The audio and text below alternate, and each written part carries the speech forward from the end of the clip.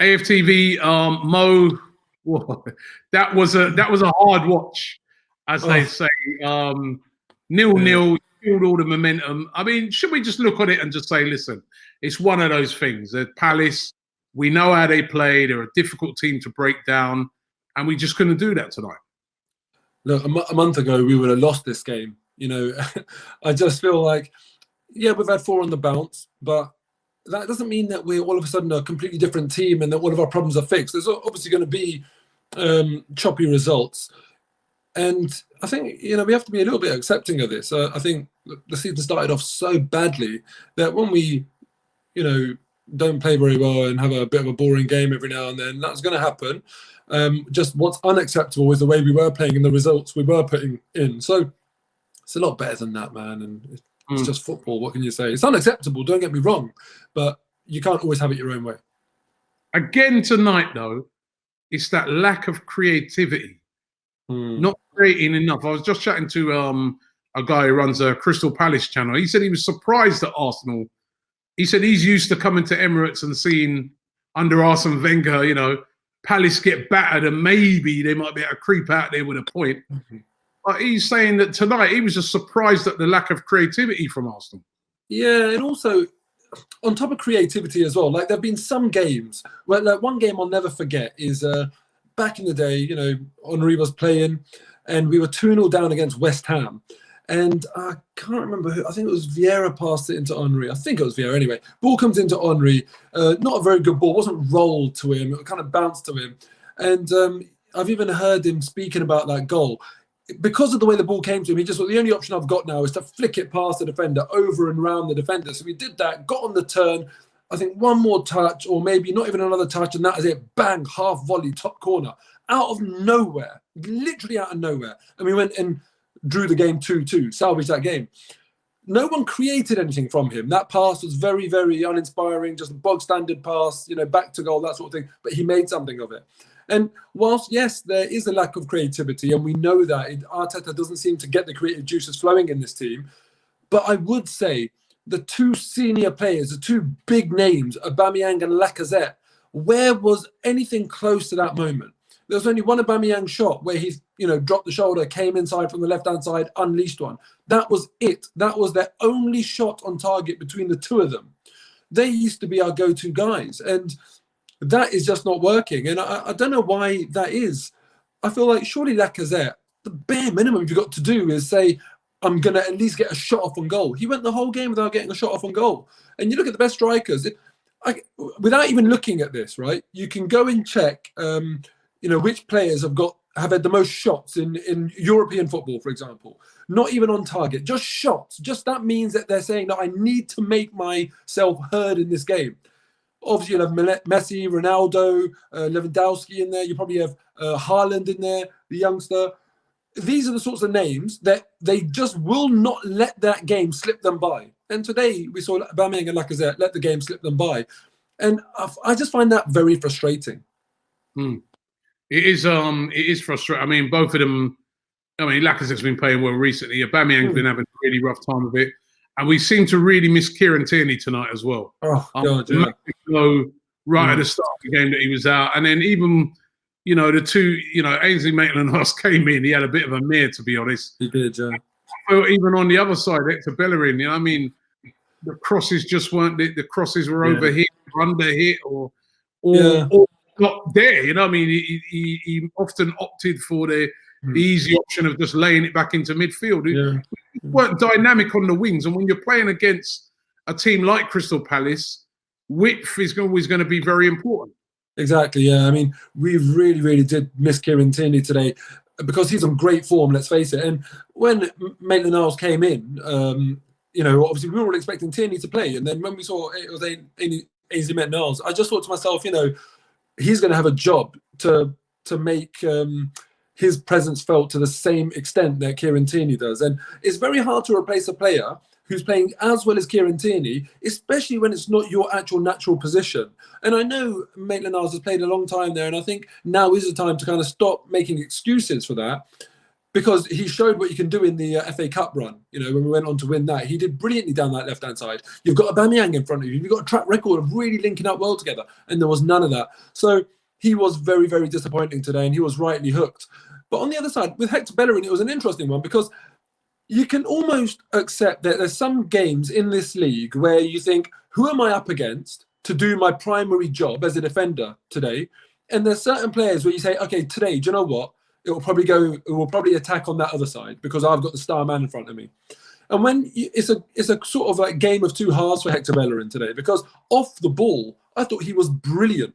I thought he really handled Zaha very, very well. Yeah. Even one moment in the first half where I thought, oh, Zaha's finally got the beating of him. He still came back and got the foot in and actually went off Zaha. We got the goal kick. And I just thought, to me, that summed up his performance defending against Zaha today. Even one-on-one, Bellerin did brilliantly.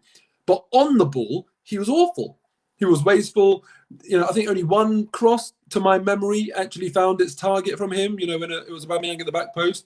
And that was a good play by ESR to give him so much time and space for that cross. But when he was on the ball and didn't have all that time and space, he was ineffective. And so it was almost like going from the high standards that Tierney sets as a wing back almost to Maitland-Niles and Bellerin on the ball today were just really, really poor. Yeah, it's almost like you know, Bellerin, he done his defensive, like you said, defensively good, but we also needed him today more than ever out wide, and it just didn't have any effect. Yeah. It's positive to see Partey come on now. Yeah, that's one positive. Second positive is a clean sheet, and that's the end of that conversation. That's the end of the positives, in all honesty. You know, I think, Robbie, I want to ask you, right? Aubameyang, we've all been very patient with him, and he's earned that, and we know that he's world class, right? So we know that he will come back. But whilst it's not working and we're so ineffective, you know, for me, it begs the question: does he need to be dropped, or does his position need to change, or should we just carry on? And for me, something has to be done. We can't just carry on like this. Yeah, I'm thinking to myself, come the game on Monday, if Martinelli's fit, I drop him out.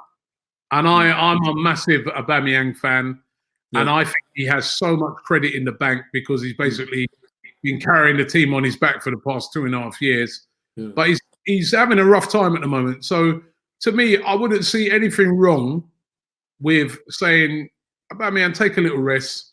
We're going to bring in Martinelli and play him, and then push Lacazette down the middle, because we know he'd get minutes. You'll be able to.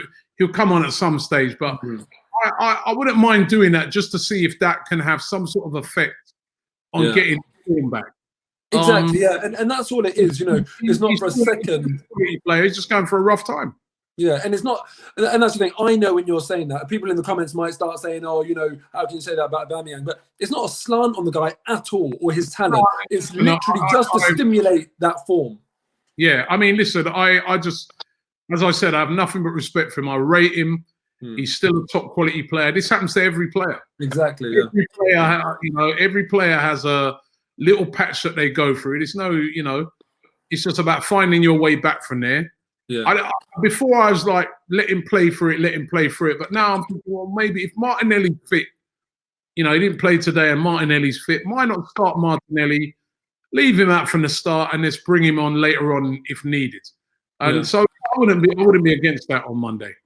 Yeah, and listen, it's crazy because last game, I remember saying to you, for me, the first names on the team sheet, Tierney was one of them. I was saying that, you know, he's so good, it's the first name on the team sheet. And obviously he didn't play today and we missed him. But going back, as you say, the last 2 years, first name on the team sheet, Aubameyang all day. At one point, if we had had this conversation, we would have got laughed at. You know, how dare you even suggest that Aubameyang gets dropped? But I'm of the opinion now that stop putting him on the left. It's just going to damage his own confidence. It's not helping the team in any way. There've been some games where even Lacazette has done brilliantly on the wing, like very surprisingly well on the wing. I'd almost, even if you don't want to drop either of them, switch it round, because we're losing out on Aubameyang so much now. But, you know, I think that's a big decision for Arteta to take now, and he has to go and take that decision. And, you know, the other thing I was left scratching my head with today, right? Pablo Mari. What do you think the real reason is that he didn't play today? Do you buy this bonus thing, or there is a rumor about the £1 million? Yeah, but do you buy that, or do you think it is what they said? I'm gonna go with what the club said, because to me, if he plays on Monday, they're going to have to pay the £1 million. That's what I don't get. That's what. 2 weeks' time, they're going to have to pay the £1 million.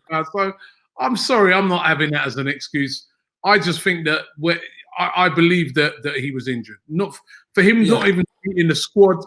After how he's been playing, he's been so consistent. He's been playing well, you know. And notably, they didn't start Gabriel, so it's not like they brought in Gabriel for him. For me, I just think it's like he's played a lot of games recently. Remember, he did have a lot of injury problems. He's come back from that. He's felt a tightness, and they've just said no risk. I'm not, because And look, I know every Arsenal fan loves this as a conspiracy theory. Yeah.